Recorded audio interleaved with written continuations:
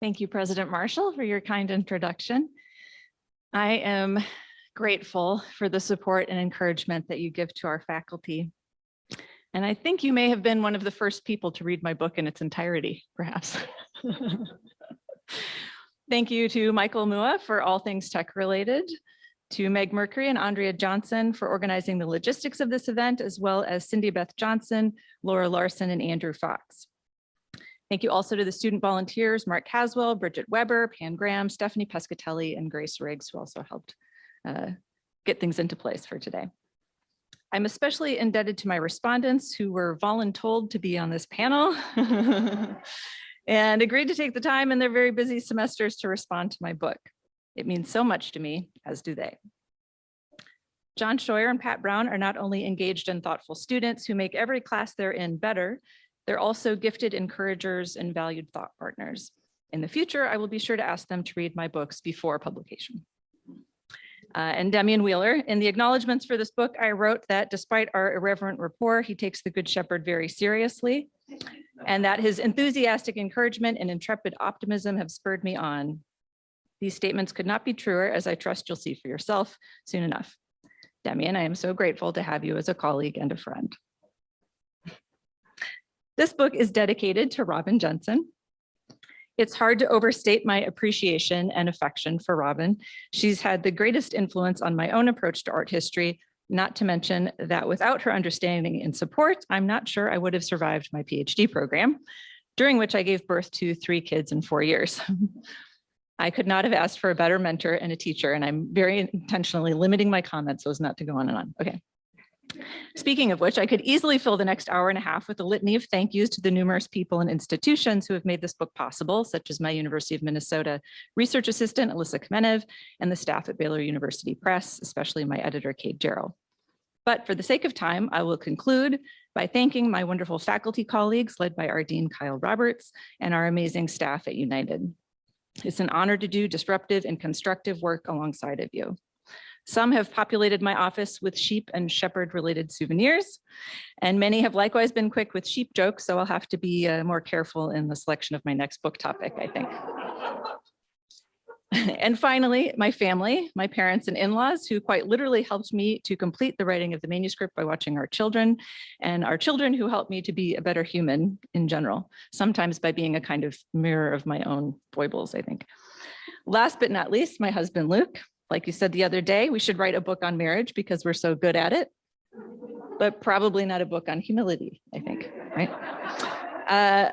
Before I turn the floor over to the respondents, I'll offer a brief overview of the book, which I hope will be present to those who haven't read it yet. I know there's only a couple of you here.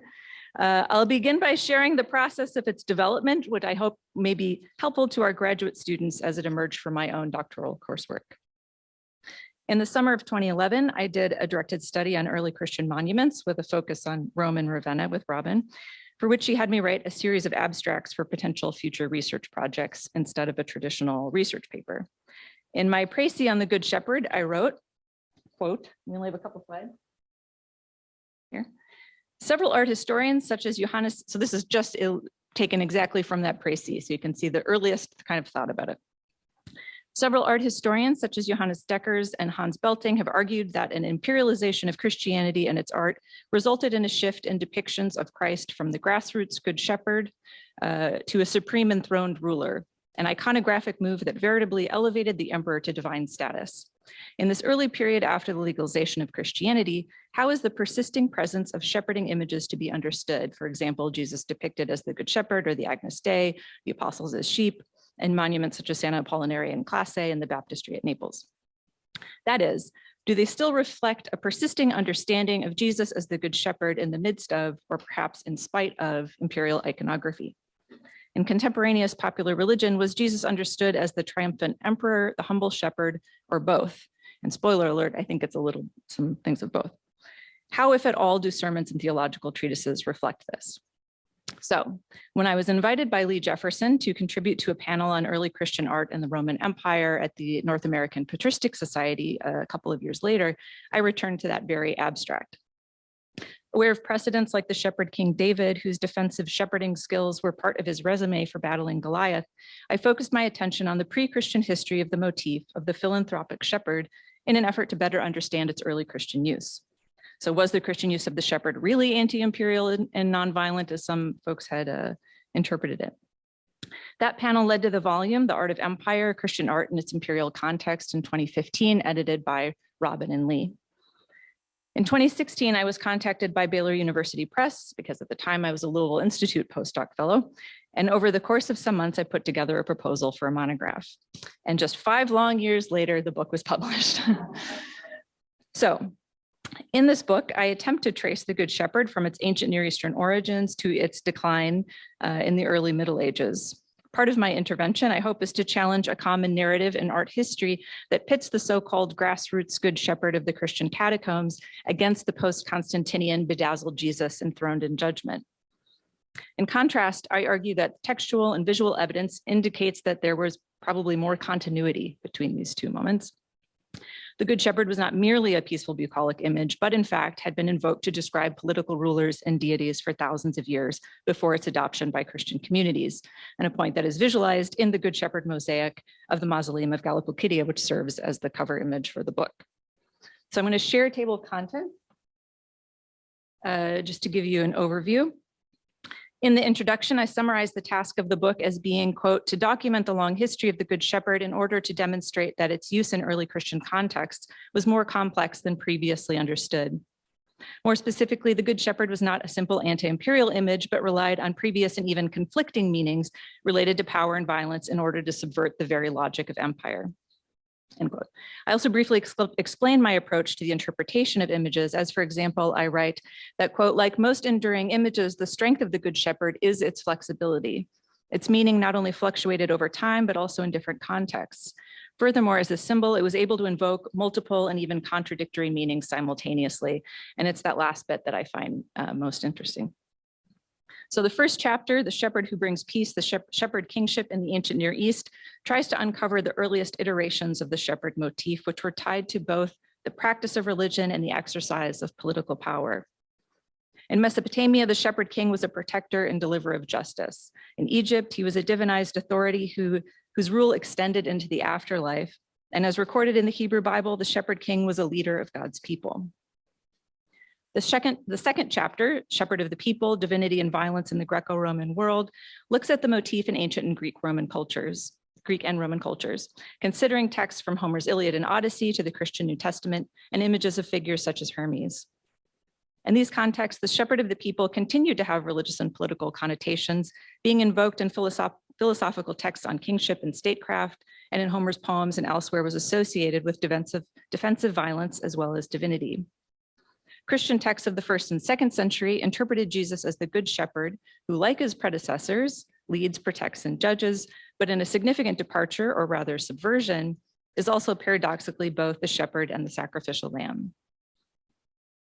The third chapter, this is basically the cliff notes to my book, so you're welcome. The third chapter, Shepherd, Victim as Lawgiver, the Good Shepherd in the Early Church, functions as the hinge or the fulcrum of the book, in part because this is where the project first began, but also because it is a study of the Good Shepherd before and after the legalization of Christianity in 313 CE. It is in a way both forward and backward looking in that the early Christian use of Good Shepherd relies on and subverts those previous iterations, but this period also includes some of the last monumental images of the Good Shepherd, and maybe a Venn diagram is a better way of thinking, but I have a kind of Janus image in my head for that. This chapter connects early Christian images to pagan precedents, such as Orpheus, before noting the ways the concept was employed to describe Christian emperors as protectors from political and theological threats, that is, heresies, during the 4th and 5th centuries, and to validate contemporary legal reforms during the reign of Justinian. The 4th chapter, Pastor Francorum, the ecclesial and political Good Shepherd in the early Middle Ages, is, as you might sense from the title, more solidly in my medieval wheelhouse. While the writing of it was not particularly difficult, I found its evidence the most difficult to make sense of. This may be in part because of my familiarity with the subject matter, or because the use of the Good Shepherd really was waning, as I put it in the book, or it may be that it just needed more research and further development as a chapter. And, writing a book during a pandemic will do that, I guess. So I still feel that I only can tentatively conclude that imperial references to the Good Shepherd faded by the end of the Ottonian dynasty. It's the 11th century.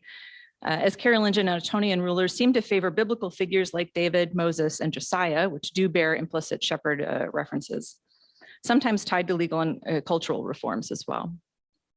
The Good Shepherd had disappeared from monumental imagery, but reappeared in the 12th century in the margins of architectural sculpture, often as a humorous or a menacing figure. So not Jesus the Good Shepherd, I don't think. The conclusion of the book looks ahead to late medieval, early modern, and modern examples of the reemergence of the Good Shepherd motif, including the sentimentalization found in Warner Solomon's work, and most explicitly in Precious Moments figurines. Yes. It concludes by inviting reflection on the ways that the multivalence of images persists in our contemporary experiences of meaning making, especially in the construction of religious and political identity and power. So thank you again to our respondents, and I look forward to our conversation. Our first respondent is John Scheuer, who is a student in our Doctor of Ministry program, concentrating in theology and the arts. And John also earned well, you've got an MTS, I'm going to mess it up, an MTS from St. John's, and you have an, yeah, MM from Holy Names. Well, you can read about him and thing. He's wonderful is the point, and he's also a Methodist pastor. I'll turn over to you, John.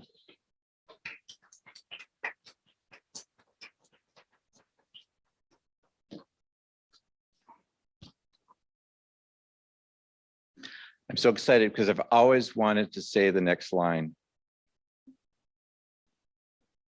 Dr. Oz Freeman, President Marshall, Dean Roberts, if you're here, distinguished faculty, students, and friends. I've always wanted to say that I never had the opportunity. I'm greatly humbled to be here, to be asked by Dr. Oz Freeman to speak a few words this morning about this very wonderful book. It was only about 7 or 8 months ago that Dr. Oz Freeman got courageous and traveled north to Coleraine, where Pat and I both live.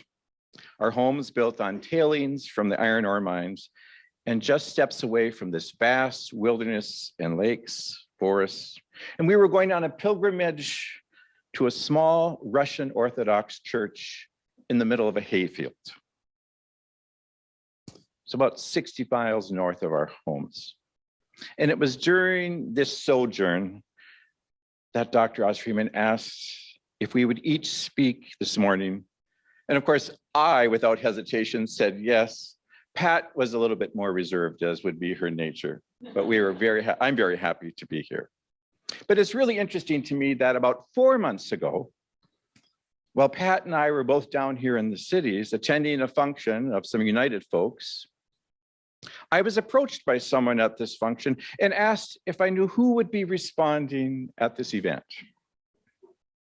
When I informed this person that Pat and I would be the student responders, this person's comment was, "Do you think both of you will be able to spruce yourselves up a little bit more?" And then they said, "Do you think you can stand up straight and present yourselves well?"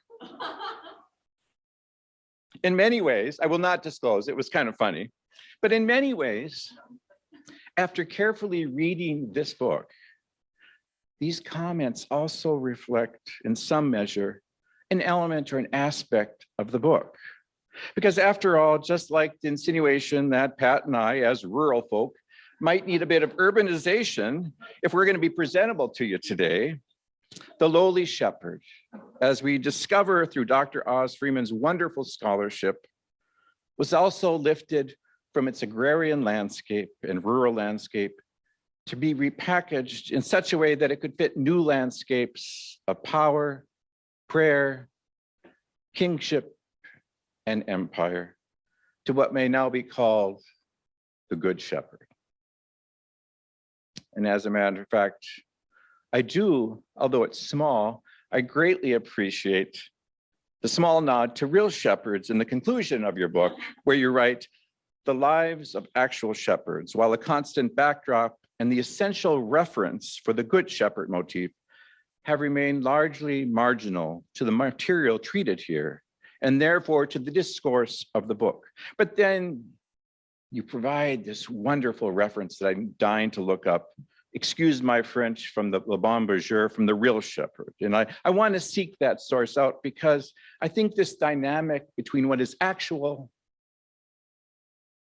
and the symbolic is what is really important to my work and one benefit of this book. But speaking of liturgy, which I rarely do, I will probably never sing Marty Haugen's Psalm version of Psalm 23 with the refrain, "Shepherd me, O God, beyond my wants, beyond my fears, from death into life," or the Agnus Dei from the Roman Mass, or recite Psalm 23 at a United Methodist funeral liturgy without thinking about the multi-layered image of the Good Shepherd that you share with us through your spectacular scholarship.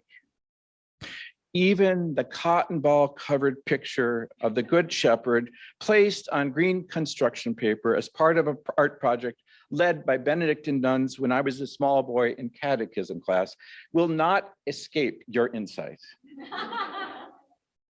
So I have a couple of questions, of course, because I love questions. But my first question, since you are an academic, but also a member of a liturgical faith community, and since so many of the images presented in the book are situated within ritual, liturgy, or worship, would you be willing at some time today or another to talk more about the impact of this image and perhaps others when placed in the container of rite, ritual, or liturgy? And then my second query is how your use of this image might be a model for people like me, students at United, regardless of faith tradition, to explore other images in our contemporary context. Since United Theological Seminary of the Twin Cities is situated in Minnesota, how could you apply your methodology to explore images such as Paul Bunyan or the Voyageur, not to mention my personal favorite, Smokey the Bear? Now, at first glance, you may think this is absurd, but after careful thought, let's just take Paul Bunyan. Revered by so many, he was a lumberjack who felled forests. Lumberjacks, though, at one time, especially in Minnesota history, were probably held in the very same low esteem as the shepherd did in ancient times. And certainly in our eco-conscious world, how will the image of Paul Bunyan and Babe the Blue Ox shift over time?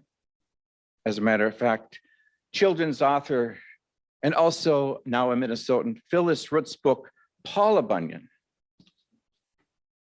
which I brought, may provide us some clues how to use your research to apply to new contexts. And I think that's really valuable. I just can't express how helpful it is. My final question is this: do you have any thoughts on whether the image, complex and multivariate, of the Good Shepherd could be a good model for training future leaders of faith communities? Personally, after many years working in public education and in churches, I tend to blanch when leadership descriptors deployed during training sessions at schools and seminaries resort to terms like entrepreneur, CEO, and director, language more reflective of business, and with a tendency to place a higher premium on church growth and fundraising than on spiritual and pastoral care. As I conclude my thoughts this morning, I'm time limited, you should all be grateful.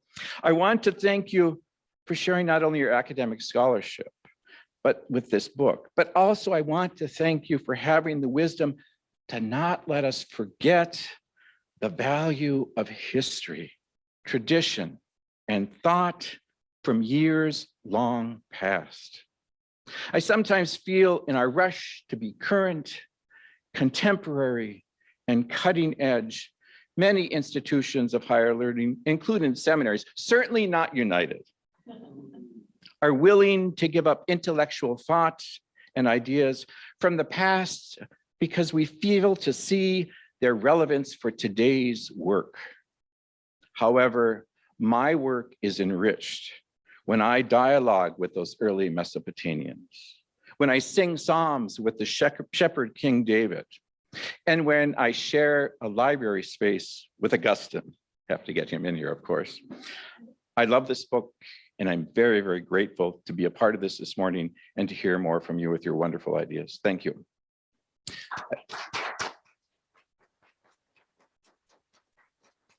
I want to introduce Pat Browne, wonderful writer, and who really understands the importance of commas and when not to have dangling participles.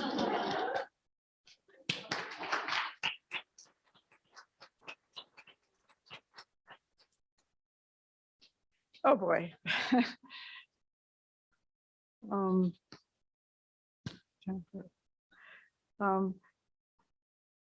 As I was pondering how this almost entirely word person got volunteered for this role as a student respondent to Dr. Jennifer Oss Freeman's The Good Shepherd, Image, Meaning, and Power, I was seized with anxiety about having absolutely nothing to say of any value to contribute to a celebration of this beautiful book. And to be honest, that anxiety has persisted these many months. In the end, I decided the only way for me to respond with any peace or any authenticity would be to do what a word person might do, write a letter. So, dear Dr. Oz Freeman, or affectionately by many, dear Dr. AF.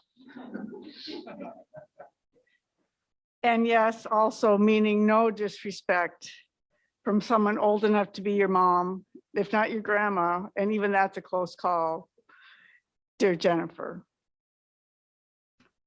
It will not surprise you or anyone else for that matter to hear that my first response to your book is deep appreciation for your graceful writing.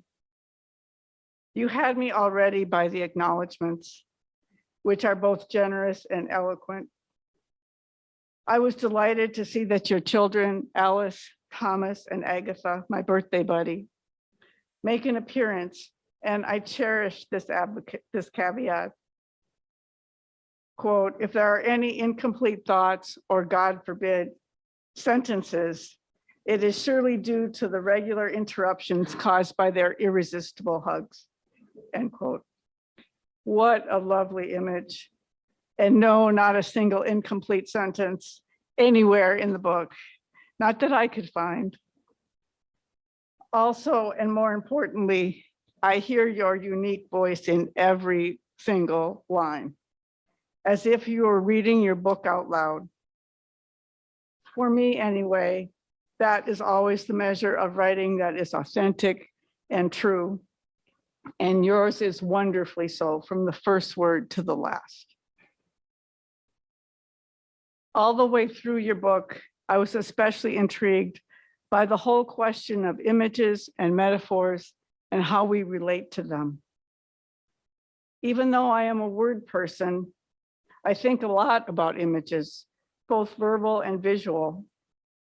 And in many ways, I see theology as mostly a complex web of metaphors, some compatible, some diametrically opposed to each other, some helpful, some potentially harmful. Also, I think that most, if not all, of our theological images and metaphors are broken, or at least become broken over time, because we are human and that's what we do. In our effort to wrestle with mystery and to express the inexpressible, whether visually or verbally, we create images and then we break them. As you so piercingly point out in the last pages of your book, in the 19th and 20th centuries, the image of the Good Shepherd has been broken by being constricted down from the complexity and multivalency of the long arc of its history into the singularity of the tender, and not in the best sense of that word, Jesus, intended to evoke passive docility. Such constriction and lack of appreciation for complexity and ambiguity make this image vulnerable to, or from another perspective, useful for securing power and inflicting harm. At the very least, the harm of complacency in a time, which in truth is any time, when the tragedies and injustices of the world cry out for something much sturdier and more vibrant, more engaged in the creative and prophetic work of troubling the waters. I absolutely love how you trouble the waters around the image of the Good Shepherd.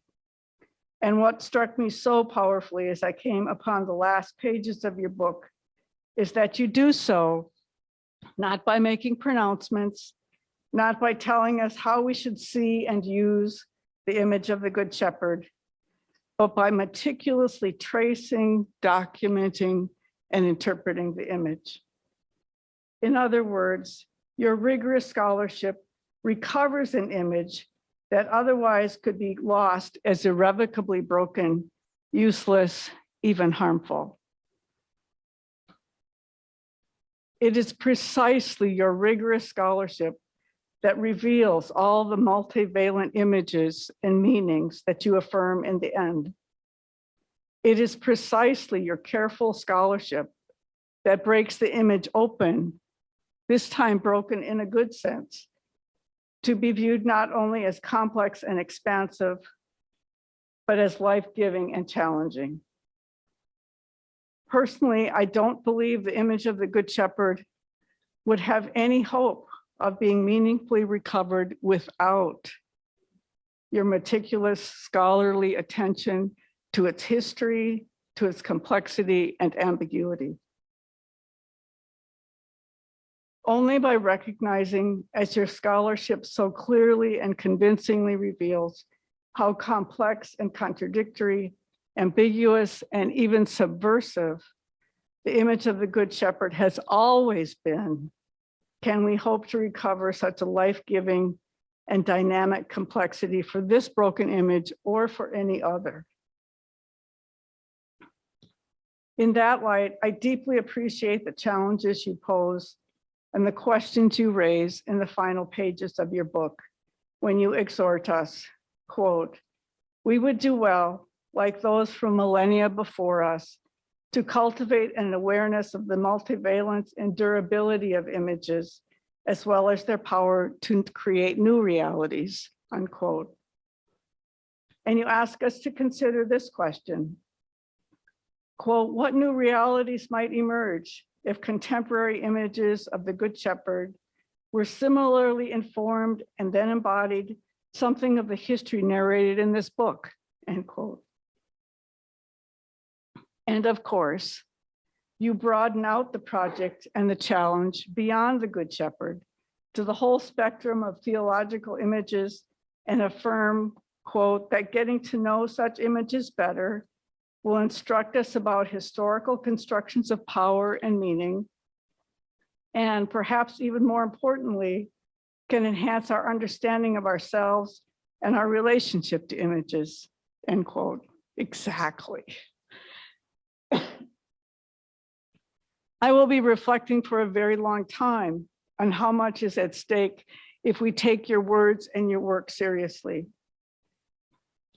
I would argue, vociferously maybe, that what scholars like you, Dr. Jennifer Oz Freeman, and all of your colleagues here at United have to offer matters, really matters in the world. More depends on your scholarly work than we can ever imagine.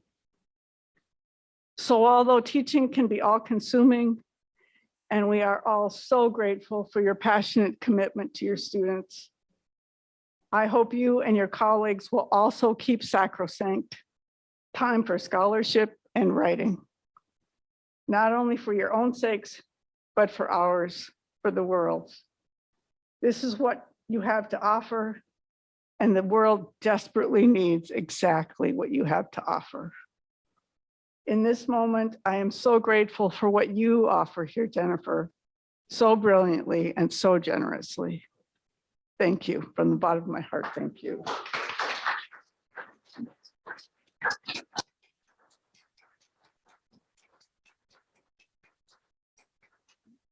I would turn it over to Jennifer's beloved colleague and friend, Dr. Demian Wheeler.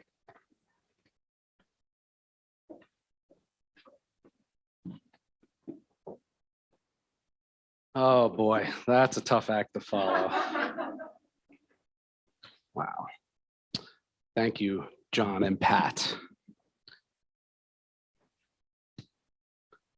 So my paper will attempt to trouble Jennifer Oz Freeman's interpretation of the Good Shepherd in the Carolingian era.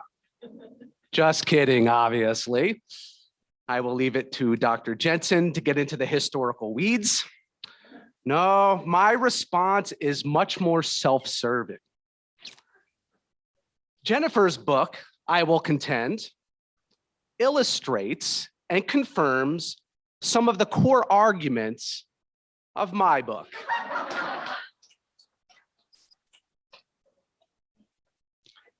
But before I substantiate that cheeky thesis, let me first express my profound gratitude for the invitation to participate in this panel discussion. Jennifer is a cherished friend, colleague, and conversation partner. And United is fortunate, dare I say blessed, to have her on its faculty. Can I get an amen?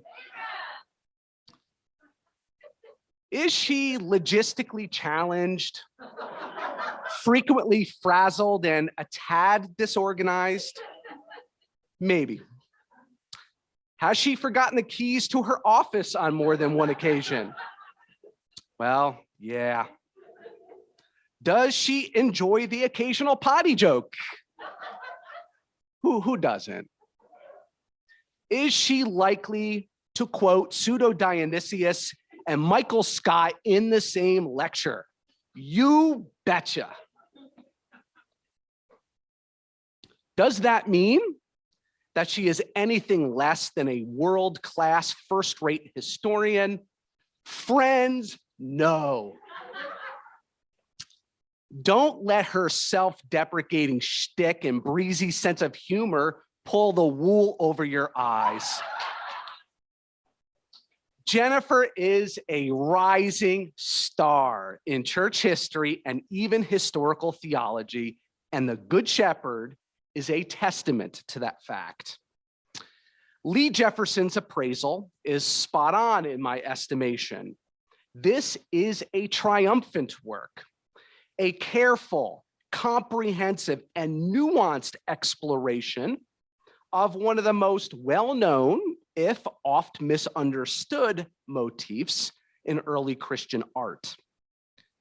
Jennifer's illuminating and groundbreaking study will be required reading for any future scholar or student interested in researching the complex history of the Good Shepherd.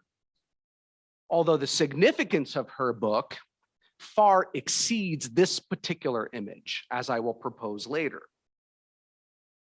Okay, back to my book. What I want to suggest is this. Jennifer Oz Freeman is a good historicist. Historicism, which is the topic of my book, is the notion that human existence is utterly and inescapably historical, conditioned by the finite and contingent particularities of history. All things human, our experiences, our ideas, our practices, our values, our institutions, our stories, our religions, our images, are relative to context and culture, situated in time and place, mediated by language and perspective, imbued with interests and power, and subject to change and reformation. Jennifer's book, my reading, is deeply historicist, both methodologically and substantively. Jennifer thoroughly and thickly historicizes the Good Shepherd, and in so doing, lays bare the relativity, mutability, fluidity, plurality, and religio-political complexity of the image. In a word, its historicity. This morning, I wish to highlight 3 principles of historicism at play in the Good Shepherd. First, Jennifer contextualizes the Good Shepherd, claiming that its meaning is determined by the various cultural contexts in which it was created and viewed.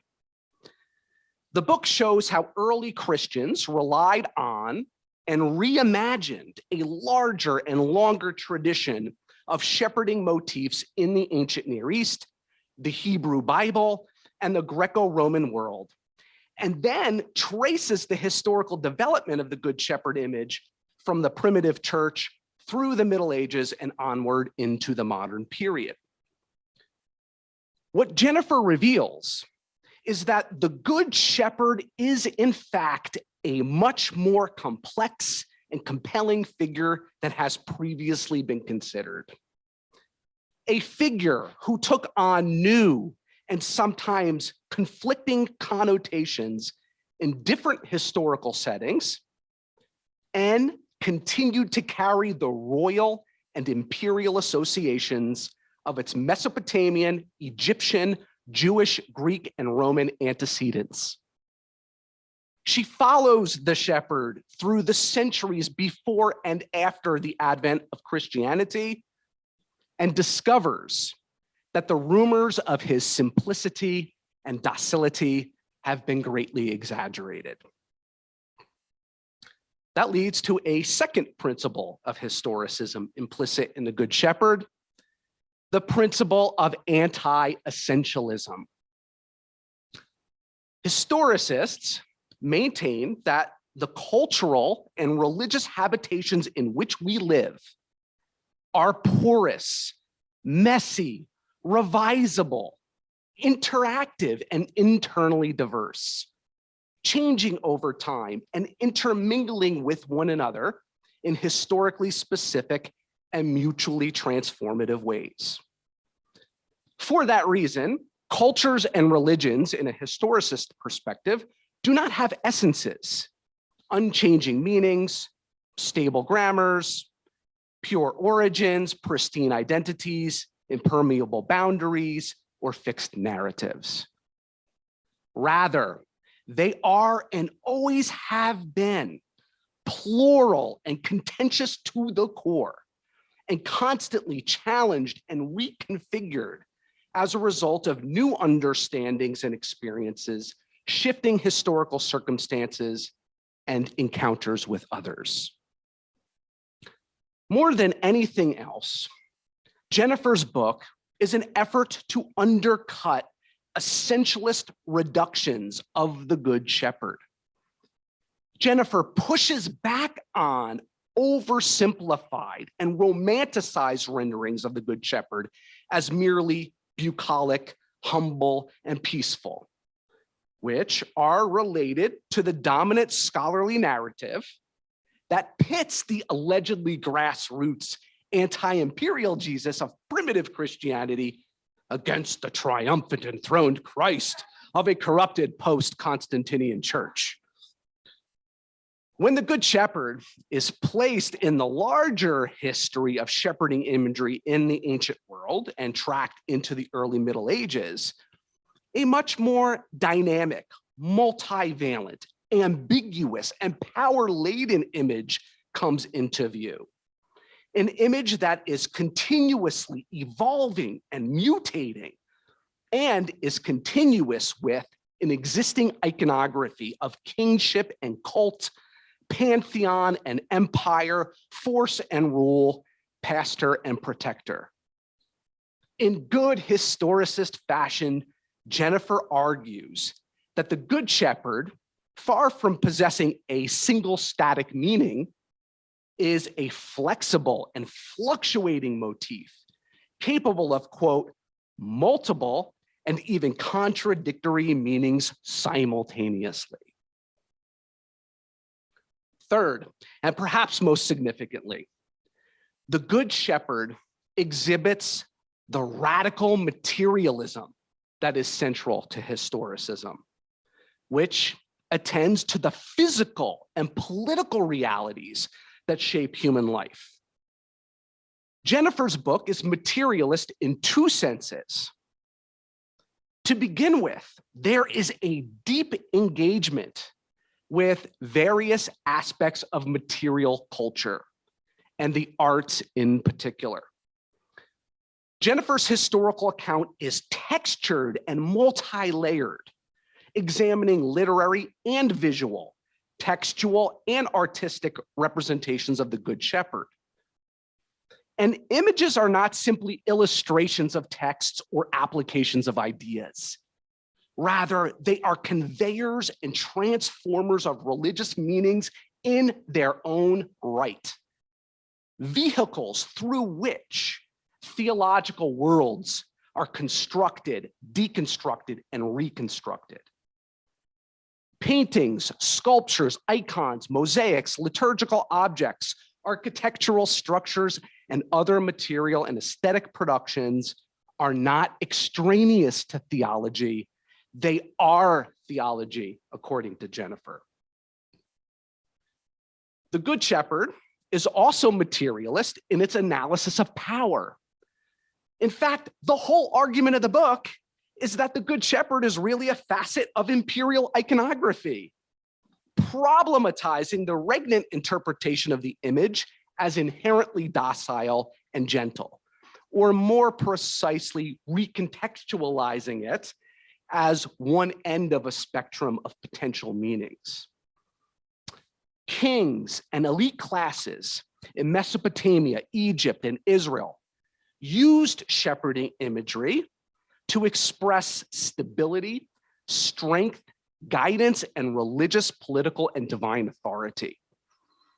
And in Greco-Roman art and literature, deities, warriors, and rulers were depicted as shepherds of the people. Thus, along with the lamb on his shoulders, I love this sentence, the Good Shepherd, insists Jennifer, carried connotations of divinity and empire. The Good Shepherd offered early Christian viewers a complex set of associations that included both gentle caretaking and protection by violence. In short, there's a degree of historical continuity between the shepherd king of the ancient world and the Good Shepherd of early and medieval Christianity. The Good Shepherd and the enthroned Jesus are not so different after all. Indeed, the Good Shepherd remained an image of spiritual and political power in the Christian imagination, applied to emperors such as Constantine and Charlemagne, and employed as a way of subverting the very logic of empire and imperial power. In Jennifer's eloquent words, as the Good Shepherd, who was paradoxically also the sacrificial lamb, Jesus embodied power in powerlessness. In sum, I would describe Jennifer's book as historicism in action. The history of the Good Shepherd is a microcosm of the historicity of theology. All theological images, ancient and contemporary, are contextual, relative to environment and circumstances, and constructed by human beings inhabiting particular locales and traditions. All theological images have storied pasts. All theological images are durable, flexible, malleable, polyvalent, and ever-evolving, irreducible to some static essence or monolithic meaning, and continually reconstructed for each new time, place, and historical situation. All theological images are always already political, bearers and perpetuators of power. All theological images are enmeshed in the material and aesthetic dimensions of culture. Jennifer, this last point strikes me as perhaps the most important contribution of the book. Notwithstanding my sincere an ardent desire to put the logos back into theology. I genuinely believe that Jennifer awakens theologians from their dogmatic slumbers. That is, she challenges our narrow obsession with doctrines, creeds, texts, beliefs, and the like, and invites us to view the arts and other features of material culture as creative sites of religious meaning-making, as theaters for theological play and performance, for theopoetics. In my judgment, Jennifer's materialist approach to the history of Christianity can have a substantial impact on the field of historical theology. What fresh insights could be gleaned by surveying the historical development of Christian theology through the interdisciplinary lens of art history and material culture? And friends, who better to write that book than Dr. Jennifer Oz Freeman? But the transformative implications of the Good Shepherd are certainly not limited to historical theology. In the conclusion, Jennifer almost sounds like a constructive theologian. Quote, "What new realities might emerge if contemporary images of the Good Shepherd embodied something of the history narrated in this book? How might these new images unsettle the prevailing saccharine, bucolic, and sentimental interpretations of Jesus as the Good Shepherd? Because art not only visualizes theological conceptions, but also transforms them, new depictions of the Good Shepherd that engage the complex, multivalent, and multicultural history of the motif have the power to shape and transform contemporary conceptions of Jesus," end quote. Oh, buddy, these are some good questions. So, Jennifer, what are the present day Christological ramifications of historicizing traditional images of Jesus like the Good Shepherd, right? Of complexifying their meanings and excavating their conflictual, ambiguous, power-laden, storied, and utterly human pasts? Please say more. Jennifer, congratulations on the publication of The Good Shepherd. As Pat said, it is a beautiful book, and it is truly a remarkable achievement. Thank you, my friend.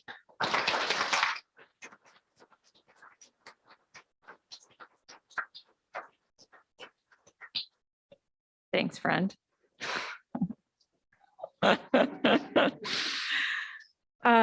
It's my honor to introduce and invite up our last respondent, Dr. Robin Jensen, who's coming to us from the University of Notre Dame, where she's the Patrick O'Brien Professor of Theology and is also a professor in art history.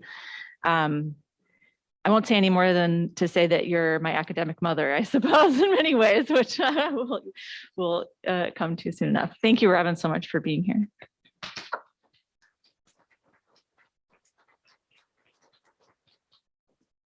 This truly is a hard act to follow. I want to start by saying it's just an incredible pleasure to be here and an honor. Not just because Jennifer is my daughter, academically anyway, but because I have a long history with United. So many of you have welcomed me to United, today, and I've laughed and said, but I've been here a lot. As Cindy Beth can testify, it goes back a long way. And so I have always had a special place for this school in my heart, and many wonderful memories. And they started even before Jennifer Oz even started college, possibly even before you were born. But thank you, Dr. Marshall, for inviting me and for you and hosting me.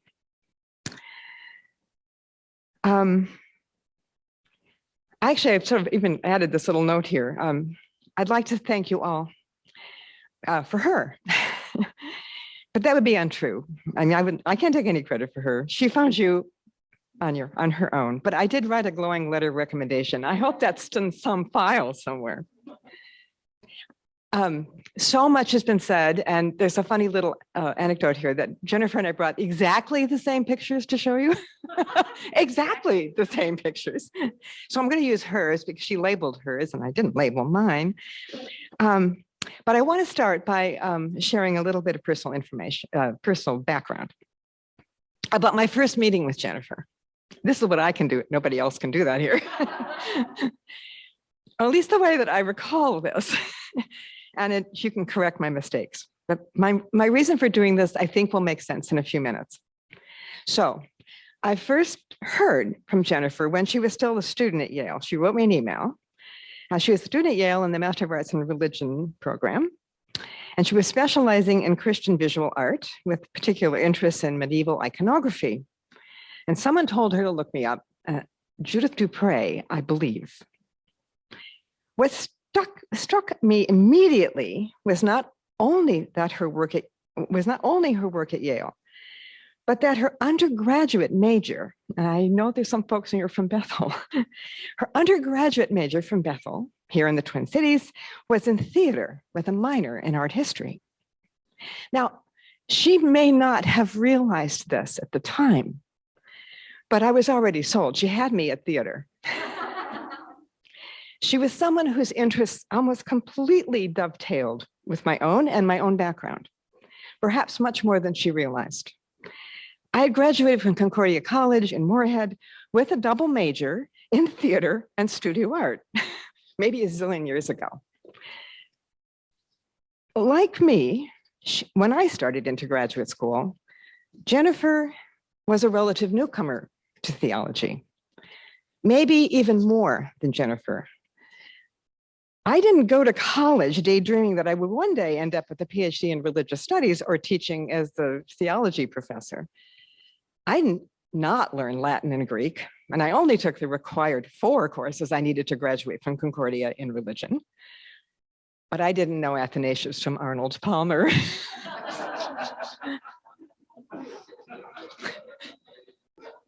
I can't say that was the same for Jennifer. But I sort of suspected that she had, like me, stumbled into this new and wonderful field of study and started frantically making connections between theater and liturgy, between art history and church history, between life drawing and theology. And she had, like I did, she had to convince admissions committees, and it isn't always easy, and other administrative archons that she knew things that they could value, even if they were a little bit out of the norm. But thankfully, sometimes admissions committees recognize a smart and a quick study and realize she'd make up for any lost time on the Athanasius, Anselm, and Aquinas side of things. Anyway, from the moment I met Jennifer, I was not even a little bit worried about whether she'd been studying patristics since early childhood or she could sight read a medieval Latin text. I just knew that she would be doing marvelous and groundbreaking work that would be both rare and thrilling, which of course you all know and you've all said. So let me turn to this book that we're here to celebrate. And here's where I hope this little theological biographical background will start to make a little sense. I always like concrete examples, so you're going to have one. So Jennifer introduces this book, and she's already introduced it to us very well, but she introduces this book with a quotation from an art historian who embodies what another art historian would call the theory of the emperor Mystique. And she's referred to this already, but I want to just because it's important, I'm going to go back over it. So on page 1, she's quoting, and she already introduced him, Johannes Deckers, who has been the subject of a lot of my barbs over the years. But anyway, here's what she says. And this was a Deckers phrase. In the 3rd century, Christ was perceived exclusively as the Son of God in human form, a teacher, physician, and fount of life for the faithful. In his outward appearance, he resembles an unassuming philosopher. With his miracles, he puts into practice and demonstrates the truth and power of his doctrine of brotherly love and nonviolence. His simple garments are white as a rule. His divinity is apparent from his deeds and does not have to be indicated with a nimbus. He does not carry a scepter-like staff in the form of a cross, and when he addresses his followers, he is not seated on a golden gem-encrusted throne. During the first 3 centuries of Christianity, it would presumably have struck the faithful as blasphemous for the emperor to base his authority on Christ after receiving his help in killing his enemies. Why? I'm going to start channeling your enthusiasm. Why during the, I lost my place. Okay. Why did the unprecedented imperialism of the images of Christ and of Christian churches, as so contrary to the faith's doctrines of peace and modesty, continue after the reign of Constantine? Okay, so Jennifer then goes on to introduce another important scholar and one of my teachers, so we kind of have so he's sort of your grandfather, right? Thomas Matthews, who taught at New York University for many years in the art history department, and he did a whole book called The Clash of Gods. And he basically undercuts this emperor Mystique. Now I really have lost my place. Okay. So Jennifer knows that Matthews' objection to this kind of analysis is also very unwelcome in many academic circles, and particularly art history academic circles. You can get into a lot of trouble if you put Thomas Matthews in your footnotes. I don't know how to say that any more than that. Lee Jefferson had a lot of trouble when he put Tom Matthews in his footnotes. Art historians just don't like it. It's very difficult to convince people who've been formed to think that things went radically wrong in the 4th century when the emperor Constantine came to power, converted to Christianity, and then endowed the church with wealth and political security.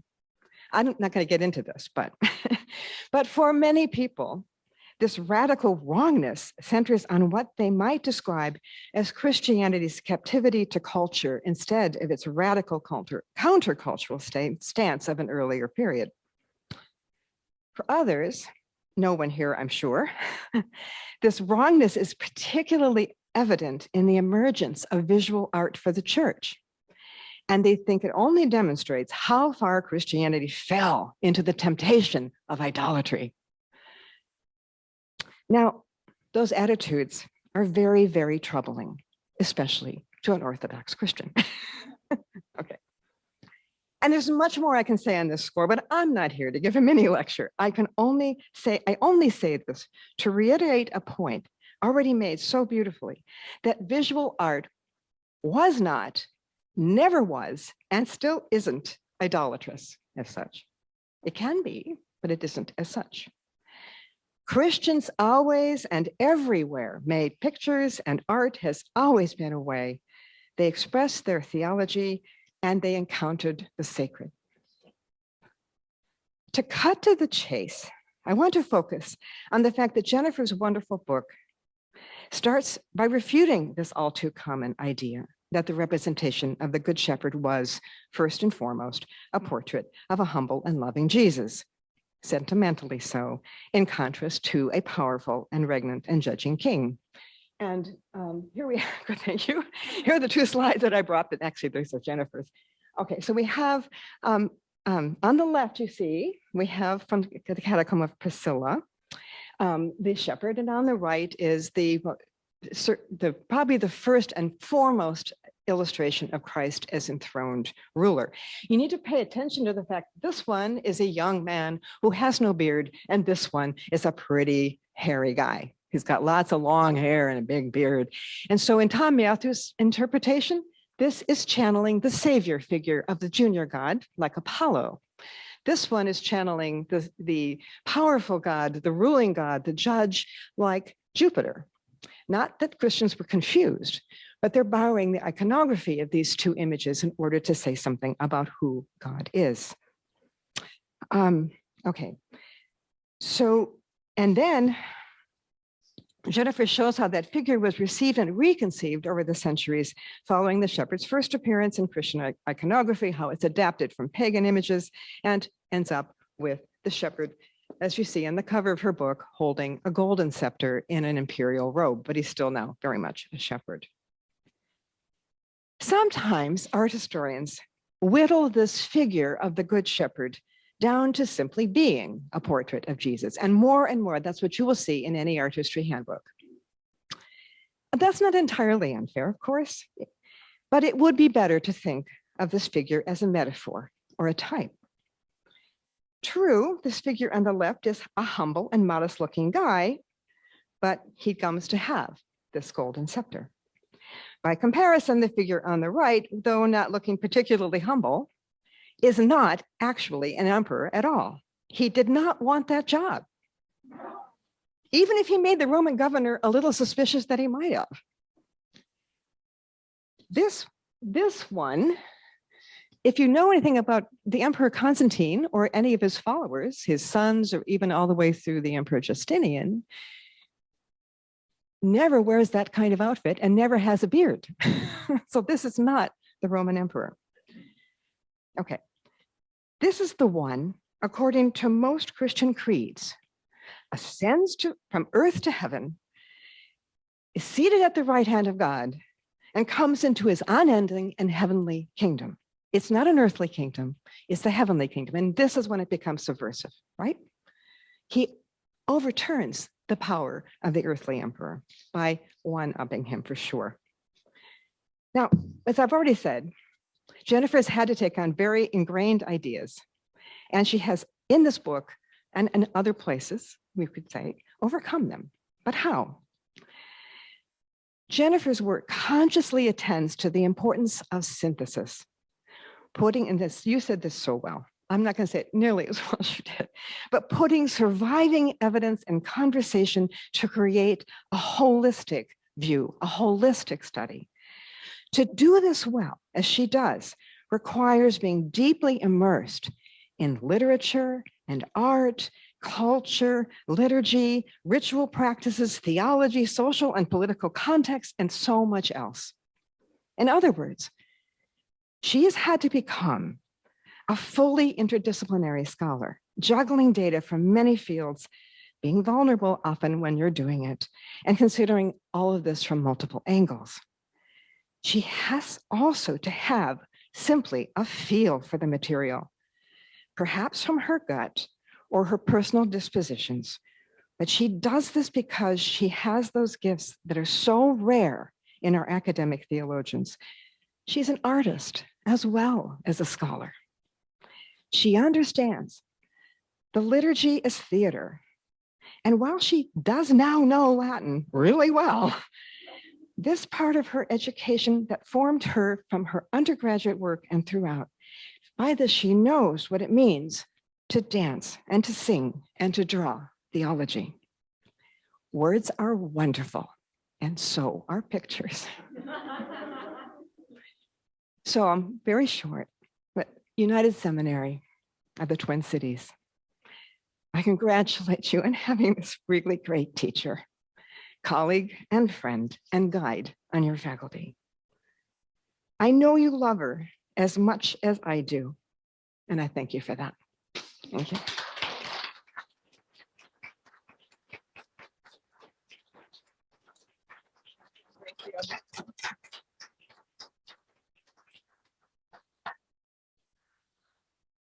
Oofda. Well, thanks all. I'll try to make my responses relatively brief so we can have some time for conversation as well. So in other words, I'm going to pass the buck on to other folks. I know I can't do justice to all the questions and comments that have been raised in the short time that we have here. But I'm thankful that we don't have to do that because it's part of an ongoing conversation. And so there's so much to think about.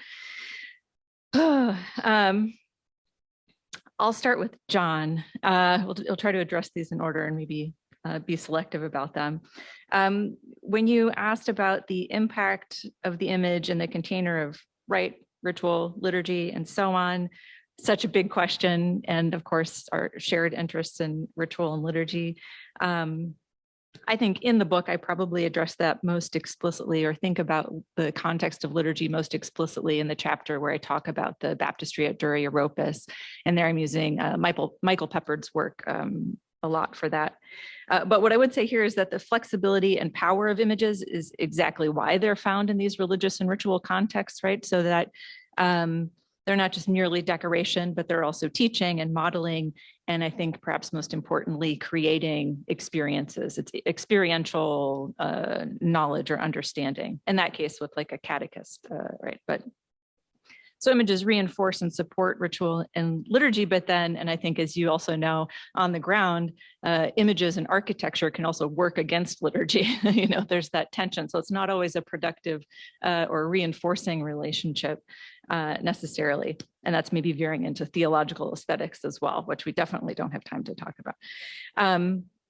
So, and I think that you and I would tend towards sacramental language in this as well, and the way that we would talk about images. So yeah, the Psalm 23, as you mentioned in your comments, and whenever I talk about Dura Europos, invite students to think about what it would be like to be seated in or laying back in that baptistry in Dura Europos in lamplit light, and to be hearing Psalm 23 and seeing these images and so on. So more on that we can do, or maybe more in the Q&A. I was really intrigued by your question about the image as a model for our students, regardless of faith tradition, whether the specific image or also just how metaphors can maybe be useful for thinking about their own various vocational contexts. I am convinced by your previous suggestion that I should assign this book in my images and ideologies class. I think I will do that. I will blame you for it. And so if anyone doesn't like it, they can talk to you. So we'll see if they actually find it useful as a model for contextualizing images over time. Yeah, I think you could do this for a number of images in the Christian tradition and beyond, and other traditions, especially for those who seem to have maybe become kind of cliched, right? Those kind of counterintuitively or maybe not are worth digging into, I think, or worth investigating. It makes me think of how Walker Percy once wrote, and this is a paraphrase, Wayne can confirm or deny, that nobody can really see the Grand Canyon anymore, right? There's some things, and that has to do with tourism and other things, right? But some images, or you think of Mona Lisa, who's been so reproduced or presented in these various ways that we can't really experience them maybe in their, or appreciate their full complexity as we might. So in order to do this study, yes, you have to be maybe somebody who enjoys a detective novel, or in my case, a BBC murder mystery, that you want to dig and keep finding and finding, and also be prepared to come to dead ends and have unsatisfying answers at the end. And that's kind of the risk of following your hunch or your gut, as Robin said, which is what I did in my dissertation, basically, and Robin accommodated that. I would be curious to hear from our students if there are images or metaphors that do resonate with them as models for spiritual leadership that they're already kind of thinking about, or maybe that might be a conversation that we could have going forward. When you asked about, similarly as a model for a good model for training future leaders, the Good Shepherd or others, I would say the short answer is yes. And what that got me thinking about was the Good Shepherd in particular might be a way of also acknowledging and accounting for violence in religious imagery and some of that, the negative subversive natures of religious images and things like that. So that one I'm still kind of thinking about. On a maybe related note, I was also thinking about when we apply your question maybe to God, if we limit our understanding of God to only a couple of images or metaphors, or understand those select images as being stagnant, the opposite of what Demian was saying, right? That if we think of them as being stagnant or fixed or essential, that likewise limits the divine, I think. And then it leads to all manner of ill things, which I'll come to in another response, I suppose, to Demian here in a second. Pat, I'm very serious that I want you to read all of my writing from now on before I publish it, because your careful reading helps me to understand my own work better. And that is a huge gift. And it's funny because I wrote this comment about your thoughtful missives. This Pat is in the habit of sending emails after class sessions, in which I are always blow me away with your insightfulness and questions, and then just also encouragement to me as an educator. And then you went and wrote me an insightful missive here. So see, it's totally on brand for you. I'm going to have to limit I don't want to get emotional up here. So I think I'll limit my response to you in particular, and then we can have a hug later. But I loved that phrasing of it as images being broken over time. And in some ways it's broken from use, but then also maybe an intentional breaking or I don't know, it's kind of sucks the power out of them or the complexity or something like that, flattening. There's lots of kind of verbs that are coming to mind around that. And then I like because of course you're a word person, the contrasting then with the broken open in a good way, because you're a poet. So that's what you do. Okay, I'll say more to you later. That's not a threat. Demian, buddy old pal. I don't think you got the memo that it was not supposed to be a roast, but I appreciate that. We can add that to the talent show, Symposium week. That's good. I told you when I volunteered you to do this, I knew I was right, and you proved that very well. I don't know how I feel about being called a historicist, but I feel like that's just being a good historian. So we can talk about that. One thing I would say, the anti-essentialism point I really vibed with, as the kids say, because that kind of saying that images are always plural and contentious to the core. There is no pure origin, and that immediately got me thinking about the kind of anti-racist implications of that, because especially in art history and medieval art history in particular, there's this idea of a pure white European past, which if you spend like 5 minutes studying the Middle Ages, you'll know didn't actually exist, right? So to think about that, maybe specifically to hone that in on art history, and metaphor, like kind of motifs or images broadly, not just visual images, but concepts, I think is really helpful for constructive work. Also not sure I feel about being called a constructive person. Almost. Okay, well, okay. Agree to disagree. We can go there. So, as you know, we've talked about this a lot. Something I really appreciate about our conversations is how you help me become aware of my methodology more. I think this is kind of the only way I know how to do this work, and I often don't reflect on that, I suppose. And so hearing you represent it to me is very helpful for this particular project, for my methodology more broadly. And just the other day we were talking, and it led to an idea for another book. I need another book, like I need a hole in the head, but I think it could be useful to think about. So here's the pitch, y'all. You can tell me if it works. I have a publisher in mind, actually, that I've communicated with. So, but something along the lines of like a church history in 50 objects or historical theology in 50 objects, in which the introduction would basically make a pitch for this kind of methodology. My target audience would be my logocentric colleagues, and to give them a tool, a very practical tool they could insert into their teaching. Yeah. Okay. All right. That's fine. One of the other things I'll say too is that these kinds of conversations are one of the many reasons that I'm really thankful to be on the faculty here at United and part of this learning community. And because of visual culture, for example, I also saw my colleague, the Reverend Dr. Gary Green, throwing up some comments in the chat. And in fact, Gary, you were in my part of my response here, because we have a shared, even though Dr. Green's working on heart emoji. Dr. Green is working on contemporary culture, and I'm working on medieval, and pre-modern culture. We have a similar, I think, approach. And in fact, that's why I invited him to be a guest speaker in my Images and Ideologies class, exactly because he's doing this work of trying to understand the way that these concepts originate, morph over time, inflict harm. How do we recover or kind of, I don't know, I keep thinking of these, neuter them. I suppose I was thinking of what's his name from The Price is Right. Okay, get your pet spayed or neutered. Is that does that count as a potty joke? I'm sorry. Okay, all right, here we go. Keep it moving. So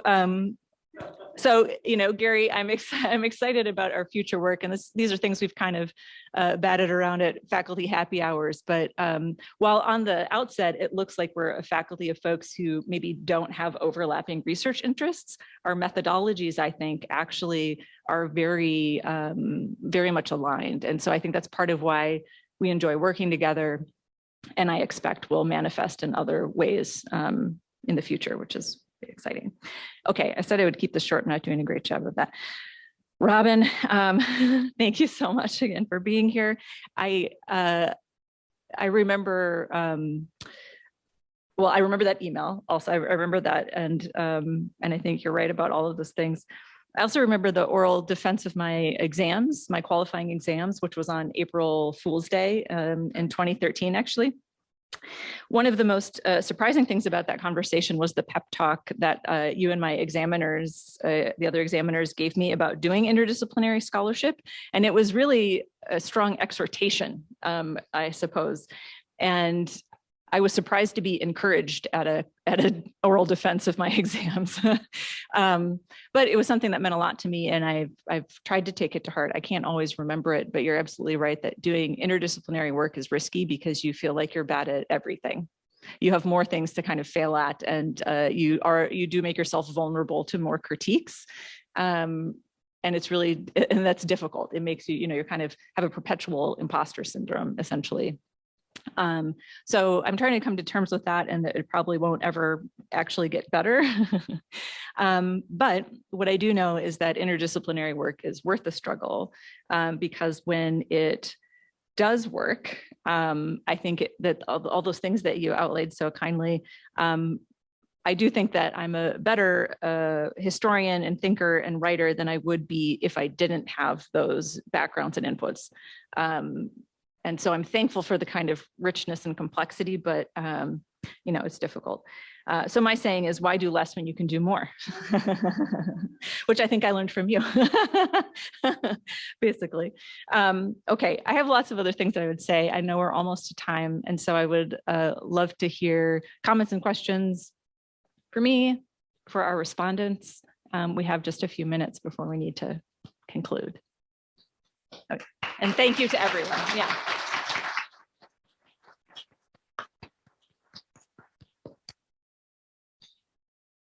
It's over there. Mm-hmm.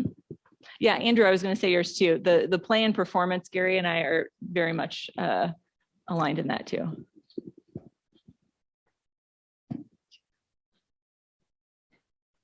Oh, and you've been mic'd up. That's great. It was only 5 minutes, folks. So if you've got a question, yeah, Max, we got a mic there. If this is about Marxism, you can't ask it. Only implicitly. Only implicitly, okay. So, great book, finished it yesterday. And one of the thoughts that I had is that you talk about the main innovation in this long history of the Good Shepherd is that Jesus is both the shepherd and the sheep, the lamb. I've asked this question before, but you didn't answer it then.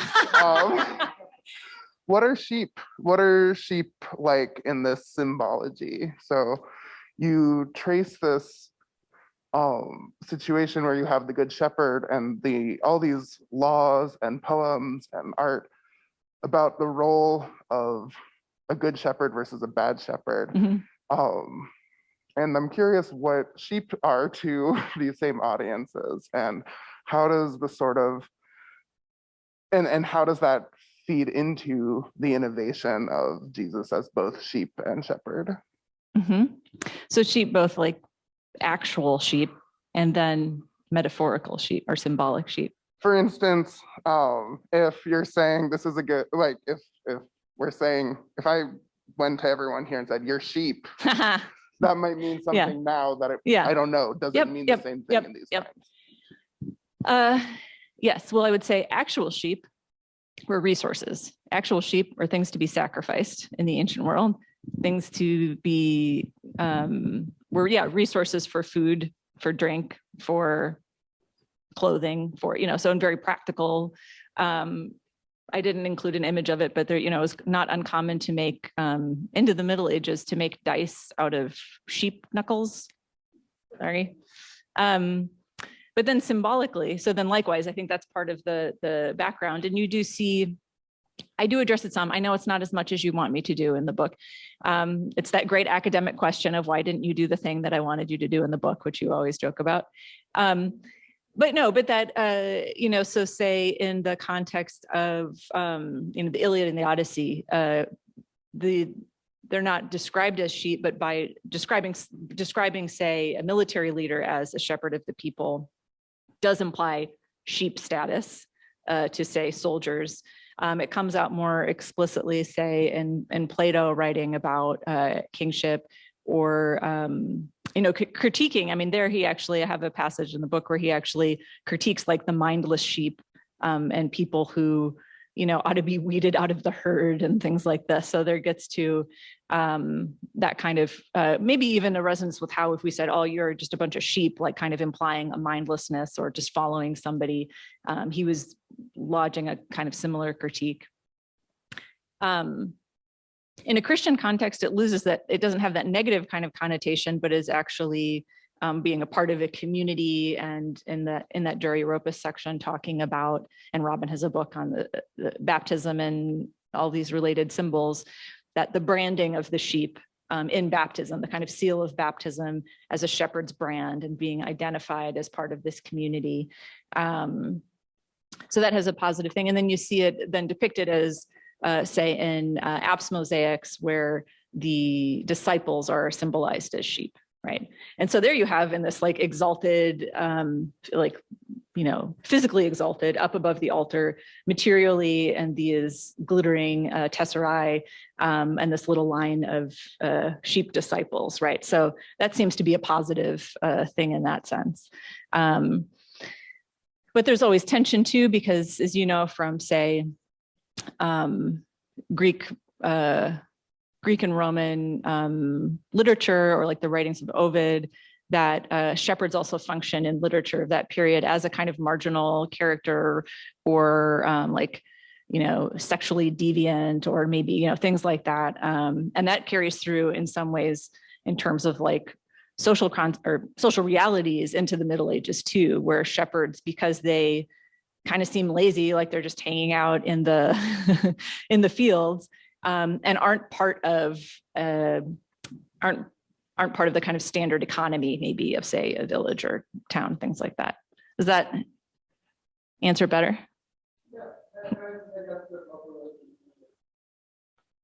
Oh, and then what does it mean if Jesus is a sheep with that? Well, in the Christian context, like Jesus's sheep is mostly about the sacrificial lamb. So it primarily has that kind of temple sacrifice context.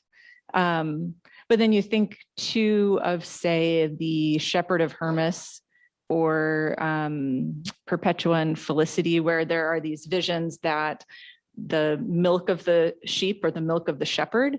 So there is a Eucharistic, I mean, that's tied up in sacrifice too, but there's a Eucharistic connotation of that too, where the Jesus as shepherd and sheep is maybe providing his milk for us. Yeah. And Revelation. Yeah. Okay. Yeah. Robin's pointing out the book of Revelation with the Lamb on the throne, right? So that's something where you have that merging of power and powerlessness too. The lamb that is sacrificed is enthroned, right? Yeah. Thanks, Max. Anybody else? Oh, nice. Dropped the discount code in the chat. Appreciate that. Okay. I know we're at time. We'll have cake and refreshments. Happy to have more conversation. And I'm so grateful for all of you.